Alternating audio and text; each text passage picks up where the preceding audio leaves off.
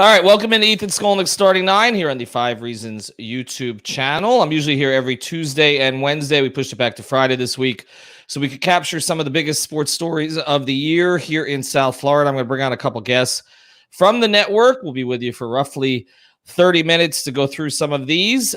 Before we do, I want to tell you about the sponsors of the 5 Reasons Sports Network. We're going to start here with Prize Picks. Get it in today before the end of the year. Use the code 5. You never know how things will change on January 1st. So use the code 5. Make your deposit. You can deposit up to $100, and you'll get it matched. It's daily fantasy made easy. They do everything there, the NHL, the NBA, the NFL, of course, with the big games this weekend, and college football. You got the bowl games also. You can match players from different sports. You can also do the power play to go all in. You can go flex play to go halfway in if you just kind of want to dabble in it. But yeah, deposit $20, deposit $100, and give it a shot. It's prizepicks.com. People ask this all the time. Is it legal in Florida? Yes. It is legal in Florida. Otherwise, we would not be promoting it. We're a Florida-based network. So go to prizepicks.com.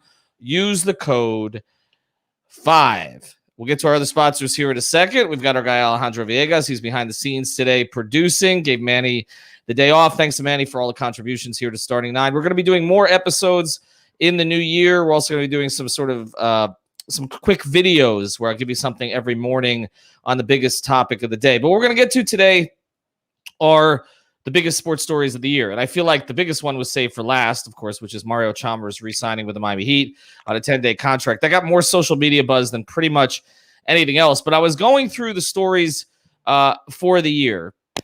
And, of course, COVID dominates everything, right? Like, that is what this year was about. I mean, who was going to play, who wasn't going to play was almost as big an issue as how they played, right?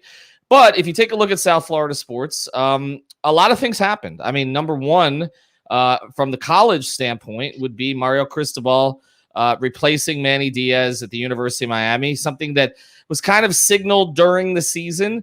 You didn't know if Miami would pony up the money and give Mario the things he wanted, like coaching staff, facilities, etc., to bring him in. But as it started to move forward, huge story, obviously, and Mario has an opportunity now to kind of reset what's been going on at UM.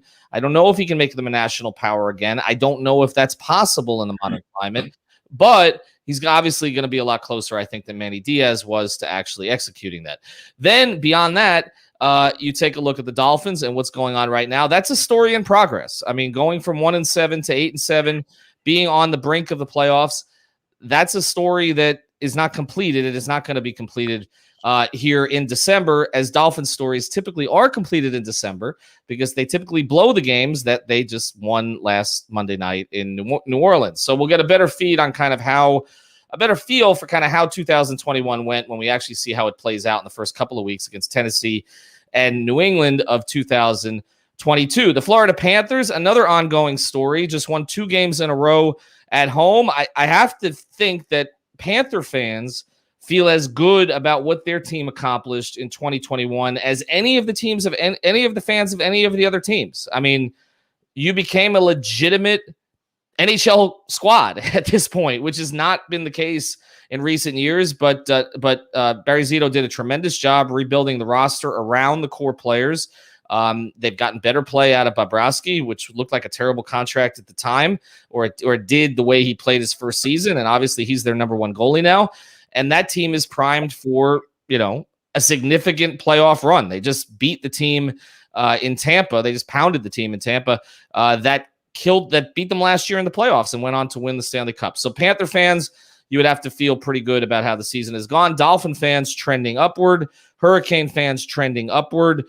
We're going to talk to two of the people here at the network who covered the other 2 teams that we primarily cover. Well, actually, one of them covers 2 of the teams if you want to count Inter, but I don't know that Alejandro and I will get into a whole bunch of depth on that. But Alejandro Vegas is going to join me now to talk about the Marlins, what's happened there with them, and also, obviously, again, as I mentioned, Inter. And then Greg Sylvander is going to jump on to talk a little bit about what's going on with the Heat. All right, let's get to it. Alejandro joining me. He's sort of handling both roles today, but also here as a guest. When I was thinking about kind of what we talk about with the Marlins this year, it's the hardest to kind of – it's not just because there wasn't a lot of success in the field, but also directionally, at least until the off season, where you started to see some of the things that they were doing. It was really hard to tell where they were going. It kind of felt like a season stalled, right? Like, because you were counting on the young pitching, but Sixto Sanchez doesn't even get on the field because of the injuries. Jazz Chisholm showed something in terms of, but then flamed out a little bit. But I think that there's some hope there. But then, even players that you had on the roster who performed, like an Adam Duvall, are not here anymore. Marte is not here anymore, right? So it kind of feels like rebuilding in perpetuity right now for them. I mean, how would you evaluate their 2021? No, it was a horrible season. If you talk just about the season, right?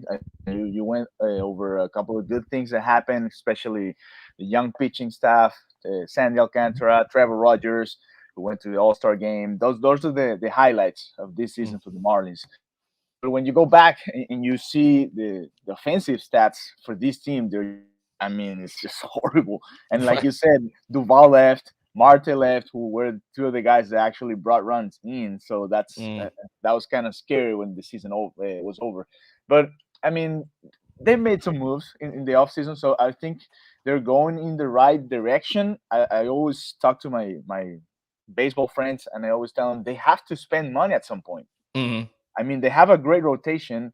They just saw what happened with the Atlanta Braves a couple of months ago. They had a team that didn't look like they were gonna contend at any point, and then they just worked for it. They moves, they rebuilt the team, and they got to a championship. So why not? I mean, the Marlins rotation was way better than the Braves rotation or the Mm. Houston Astros rotation, if for that matter, or any of the rotations in the postseason. You saw most of the teams in MLB just struggling to get a rotation going in the playoffs. And as you look at the Marlins, they do have that, and that's the hardest thing to find in baseball, which is good starting pitching, and they have it right now. I actually think they have too many starting pitchers. You never have too Mm. much pitching, but at some point you have to start making trades, start making moves, and they've done some interesting moves in the past couple of months before all this lockdown happened. I mean, they brought a new catcher. Alfaro's gone. Louis Right. Brinson's finally gone. They brought Joey Wendell to play third base and maybe move Brian Anderson or have a platoon there. So I think they're moving some pieces, and that's kind of interesting. And we'll see what happens after if they hopefully they get to some action here in January and February sometime soon, because it doesn't look like they're talking right now. But overall, it was a horrible season, but I think they're Mm. going in the right direction. It's hard to tell. It was disappointing because they went to the playoffs, and we kind Right. of it kind of built up a little bit of the expectation with the Marlins, and then what followed up was in a really good season. So yeah. Well, I think part of the point is that the COVID seasons, Hmm. uh, they they kind of distorted everything, right? Like Yeah, with the and Heat, they did to a especially certain degree, but yeah, it's especially baseball, though. I mean, yeah, it you was were it was playing, you played 60 games. I mean, yeah, it's what did such it a matter? it looked like it was like a winter baseball league when they play 60, 70 games, so it's a totally different season. When you play 162, you actually get to see which teams actually play the better baseball for the longer time, and Mhm. that's very very difficult to do, especially to keep everybody healthy. That's been a problem for the Marlins. I mean, Pablo Lopez, Trevor Rogers, Eliezer Hernandez, they're all getting injured, and that's Right. the hard part, to stay healthy the entire year in order to perform and compete. So yeah, I mean that season was a little bit of distortion, but I saw it as something good for this group, especially the young guys, the young Mhm. pitchers, who had the opportunity to play playoff games at road, even if it was nobody there in the stands. I mean, that's an experience that you get right there. So I don't know. For me, it was disappointing because they were coming from that season when they competed, and Mhm. they weren't even close to compete last season. That's what really makes it a disappointing season for me. All right. Well, let's switch over to another team that had a kind of a disappointing season, but then they got a little bit better, and now I don't know the direction again. What is Inter Miami doing? I guess. Well, they're trying to figure out that roster, right? They Hmm. did have that little bit of a streak, and I mean, like we've seen it with the Dolphins. Every winning streak is good. And we're not going to talk bad about winning streaks, but I don't know. I see this team, and at some point I was like, I don't see the direction. I mean, Mhm. we've seen what they did in the past. They brought one too many of the special players that they can in the MLS, and so they had to fire a guy, and it's been a little bit of a mess, right? But talking with Austin, he's really happy with the moves that they're making for the next season. So Mhm. we'll see. I mean, I don't know if they're gonna compete for a championship, but we do want to see a team that's maybe running for a playoff spot next season. So I don't know. I'm kind of in between with this team. I know that I feel the direction the Marlins are going. Okay, I know Mhm. what they're trying to do, but with Inter is different. I mean, they have the money. They just have to find the pieces to kind of be more competitive in the next couple of seasons. So it's I don't know. I'm not gonna say it's easier for them, but they do have the money and they do have somebody who wants to compete, who's David Beckham, and that's I mean, he's been clear about it. He's not here to just be in Miami. He wants to actually compete with his team. So Well, I feel like that with Jeter, and just to close with you here, I mean, yeah, they both, I mean, they're similar in a lot of ways, right? Like hmm they're both, I mean, prominent, almost unimpeachable figures in their respective sports, right? Like, I mean, you yeah, didn't hear a lot of bad things about Jeter or Beckham when they were playing, right? So, and they both, you know, they both relocated here. They're both trying to build something here. I, I mean, who do you think has a better idea of the two of them? Ooh, that's a good question. No, I mean, I think they both have a good idea what to do. They both were successful players. They both play for the most teams in their sports. They know how to win. They're winners. They want to win. They're both businessmen. Maybe Beckham a little bit more of experience in that side of things, on the business side of sports, which is a different monster than Mm, just playing in itself. So I would go with Beckham just because of that, because he's been, I mean, since he came to the MLS, he had that in mind. He signed that right. contract to play here his last couple of years, and then he knew he was going to own a franchise at some point. So he had that plan going for a little bit more Mm. time than Jeter, I think. Okay, that's fair to say. All right, well, we'll see if either of them can break through, but we know that neither of them are probably going to break through to the level that the other team in town has broken through to, which Alejandro also covers, although I'm going to cover that one with Greg. So when Greg steps in, he's going to join me here on Starting Nine to go over some of the biggest sports stories of the year. Alejandro, thank you. Appreciate it. We're also sponsored by our friends over at Intense Nutrition. Intense Nutrition is where you want to go if you're tired of the three-letter chains. Well, you know the one that I'm talking about, where you walk in and they just try to sell you whatever it is that corporate has told them to sell. No, Intense Nutrition, based in Coral Springs, they're a South Florida company. They will work with you directly on exactly what you need, whether it's pre-workout, post-workout, you want to lose weight. They got the 10 to 15-pound weight loss in a couple of weeks.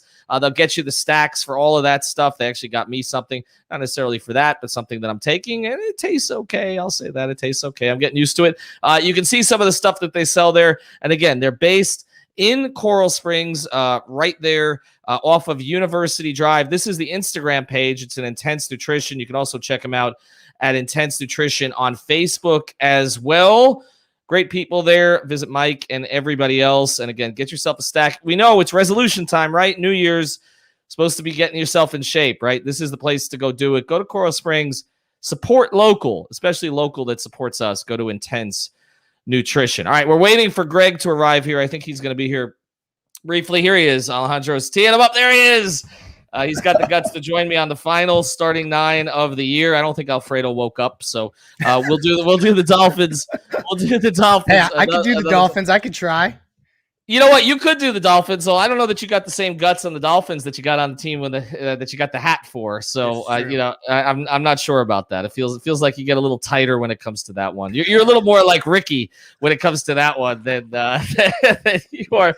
You are in the Heat. But let's go through it. I mean, obviously, you and I are closest to this particular team, and so we kind of know where they're at. I mean, the big news yesterday, Mario Chalmers, which is a nice novelty item, it kind of caps what was an up and down year for this team. But again, I feel like with the Panthers, Hurricanes, and Dolphins, it's trend line up as the year ends. The Marlins are the only one, and Inter, the two I talked to Alejandro about, are the two we're not really sure about. But I mean, the Dolphins, I mean, they've won 7 in a row. The Hurricanes have hope with a new coach. The Panthers just blew out the Stanley Cup champions and are basically the best team in the league so far this year. The Heat, it felt like a year, if you go back to kind of the way the playoffs played out, Milwaukee, it felt like it was careening towards that type of outcome. And then this year, it's like, it's definitely trend line up, but COVID and the injuries won't allow it to go all the way up, right? This is so true. It's so funny because the way that these COVID seasons, and I heard you talking to Alejandro about COVID seasons and the way that teams are having, and entire sports are having to adjust, and what that means for each sport and how difficult it was for baseball, particularly. You know what the last transaction of 2020 was for the Miami Heat? So if we take this back to if we were doing this show last year, they signed Max Strus to a 2-way contract. So their last transaction of 2021 is signing Rio. So they keep us on our toes with these final transactions. So they're going to wait, before you get to this, they're going to develop Rio now? Hey, I wouldn't put it past them. I mean, they got the guys to do that stuff. No, I'm not going to hope traffic that far. I didn't expect the Rio thing. I even said it on our last stream that it came out of nowhere. But just to quickly give fans an idea of how much has changed, because we've essentially shrunk 2 seasons in here. They the Myers Leonard stuff happened in 2021. That was March 11th. I'm looking through here. They promptly on March 17th traded Myers Leonard. Then they traded Ariza and Harkless. They got Belitza. They made the Oladipo trade. So they essentially had a free agency that went awry. Completely tried to rebound off of that. They traded Kelly Olynyk, traded Chris Silva. So then they get to the off season, and then they're dealing with the whole, this is where I feel like it changed. The year changed because they got swept out of the playoffs. Everyone's like, oh no, how's this going to shake out for them? And they rebounded in the month of August with the Kyle Lowry moves and everyone else. Yeah. Kyle Lowry moves, and then some of the smaller moves that we didn't talk about as much as the time, the Caleb Martin move. Obviously you mentioned Strus and Vincent, the signing of them to the 3-year contracts that we've become familiar with this team. And then the start, which was really good. It got together much quicker, I think, than we anticipated. And then, of course, the Bam injury, which is certainly a top 10 thing for the Heat this year. And then what they've been dealing with COVID, the Jokic fight with Markieff Morris, which has played into what's going on right now in terms of not having availability. And then the kookiness of the last week of the year where they're basically scrounging up anybody who's an Uber ride away to play for them. But looking into 2022, I do feel like Heat fans feel as good as they've felt for a while. It feels like you've kind of been since the big three, right? They've kind of gotten through the worst of it. And now it's like, okay, we know the young guys can play. We know that the injuries to our significant players are not significant injuries in terms of keeping them out for the entire year. And also, Eric Spoelstra has kind of reestablished himself, as if anybody needed to be reminded, as a top 3 coach in the NBA. So I do feel, and that's another thing that happened this year. Spo got named as an assistant on the Olympic team. Good call. I do think that we're I don't know. It feels like if they don't deliver something significant, I'm not saying a championship, but at least a conference finals appearance. Now we're setting ourselves up for a little bit of disappointment in 2022.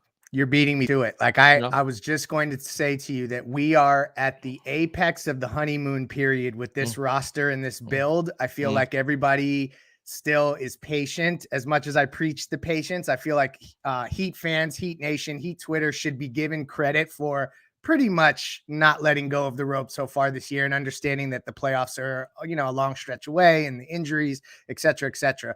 But I think that we would be lying if we didn't point out that this roster was built to win immediately. Kyle Lowry is not going to get younger and he's being paid a lot. So you have to expect at some point that that's not going to necessarily, I don't know, just with Jimmy and Kyle, to me, I feel like this is the year they have to really go for it. And if they come up short, and when I say come up short, I think you brought up a really good point about not necessarily it having to be a finals appearance. If it's a conference finals where they just lose to a juggernaut team scoring 130 a game in Brooklyn or something crazy like that, or the defending champion Milwaukee Bucks, I think Heat fans will be okay with that.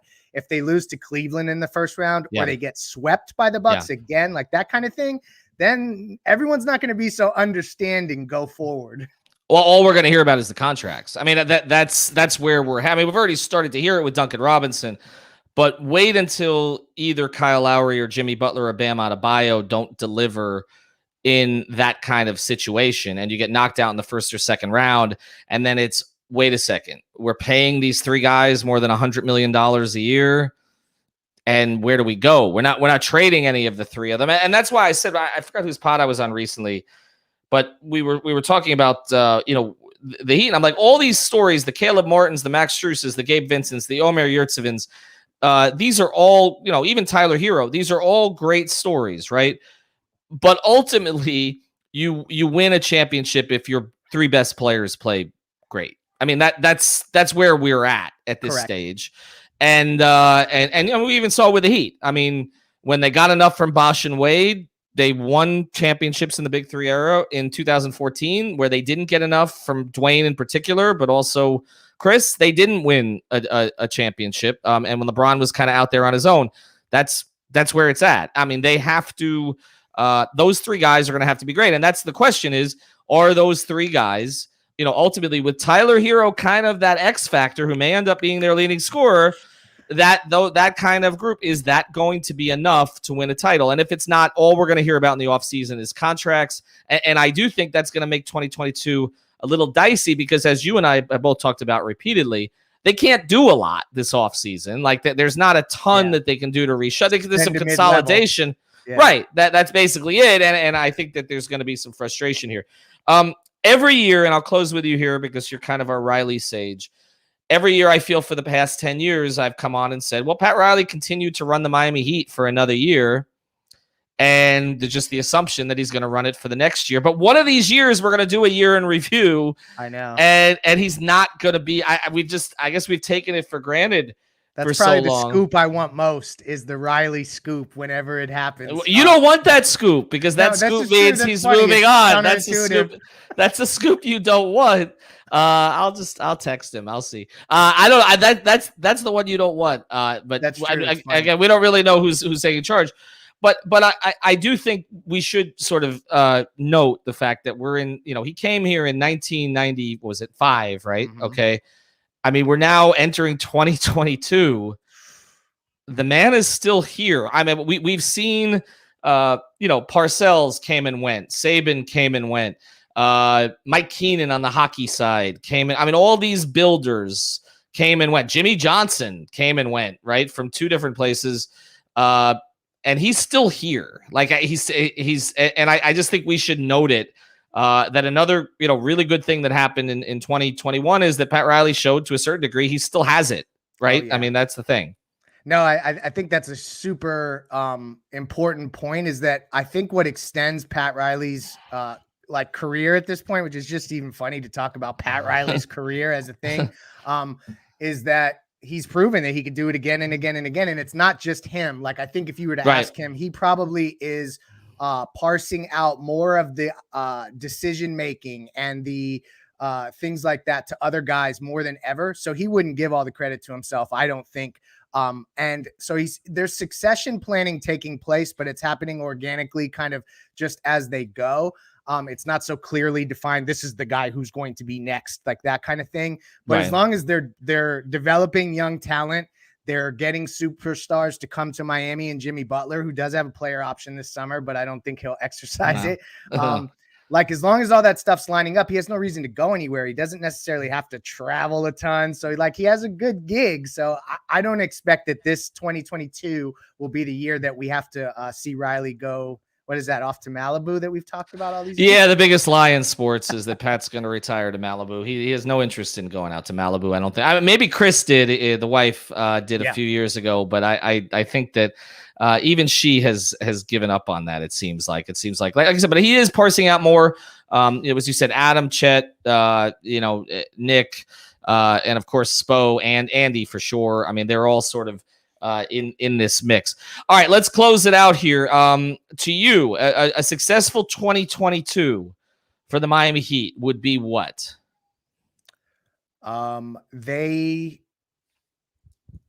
So I think my expectations are Eastern Conference Finals at least, and I'm putting lofty expectations on them because I think they're that good. I think that they can get that done.